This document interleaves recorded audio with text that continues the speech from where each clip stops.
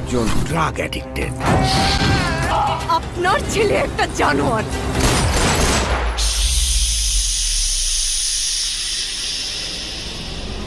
Silence. তুমি আমার future নিয়ে ভাবি না,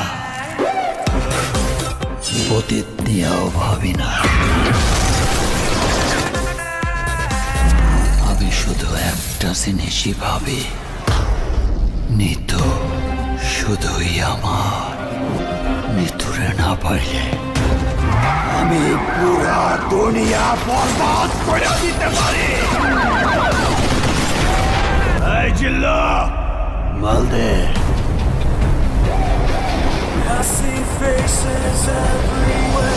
I think that, I'm sure she's going to be supremely talented because she has it in her genes.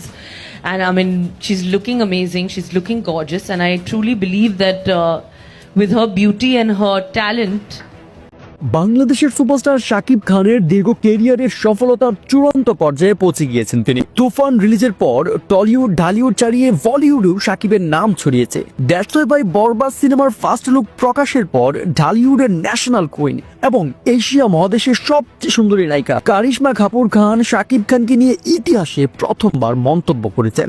ভাই just একবার চিন্তা করুন, বলিউডের সবচেয়ে সুন্দরী নায়িকা বাংলাদেশের কোনো নায়ককে নিয়ে প্রশংসা করেছেন। কিন্তু তার চাইতে মজার ব্যাপার হলো শাকিব খানকে নিয়ে কারিশমা কাপুর খান এমন কিছু ইন্টারেস্টিং মন্তব্য করেছেন যেটা জানার পর লিটারালি আপনিও অবাক হতে বাধ্য হবেন। দ্যাটস ওয়াই কারিশমা কাপুর খান বলেন, বাংলাদেশের নায়কদের মধ্যে থেকে অন্যতম শাকিব খান। ওনার অনেকগুলো সিনেমা আমি দেখেছি, কিন্তু তার মধ্য থেকে আমার রিসেন্টলি নজর কেড়েছে শাকিব খানের বরবাদ সিনেমার একটি লুক। প্রথমে আমি সোশ্যাল মিডিয়াতে দেখার পর ভেবেছিলাম সাউথ ইন্ডিয়ান কোনো নায়কের মুভি, তারপর যখন দেখতে পেলাম এটা বাংলাদেশের নায়ক শাকিব খানের, আমি তো লিটারালি একেবারে হতভম্ব।